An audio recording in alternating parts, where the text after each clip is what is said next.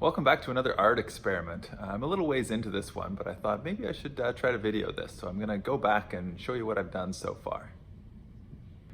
So the first thing I did was find a piece of thin plywood. Then I went online and I just found a picture of a jellyfish that I kind of liked. And I took that picture of the jellyfish and I projected it onto the plywood.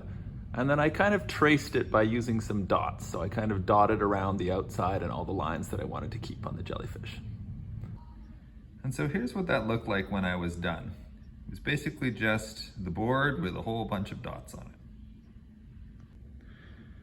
I then took a drill and I pre-drilled all of the holes.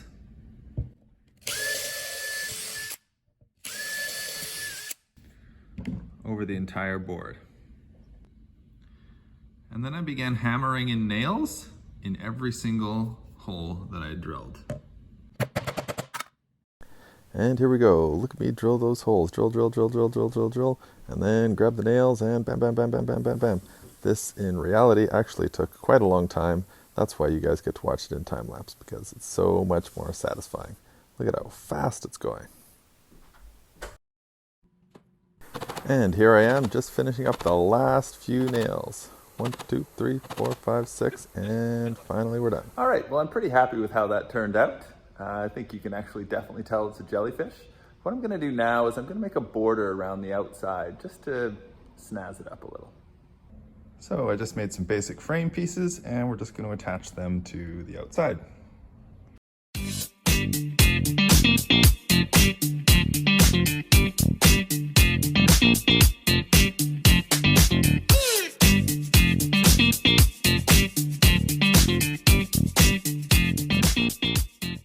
So now it's looking pretty cool, but I was thinking that as I was putting the nails in, there were some places where I didn't get my nail holes right on the dots that I had drawn, and I think that that will be noticeable.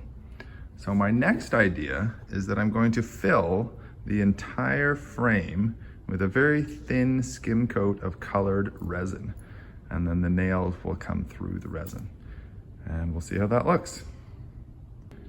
And here's the final result. I poured some colored resin in there to sort of cover up all the little dots where I hadn't drilled holes. I feel like it looks pretty cool.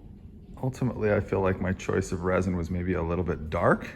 And so the contrast now between the resin and the nails is not as great as it was when I had a lighter colored background.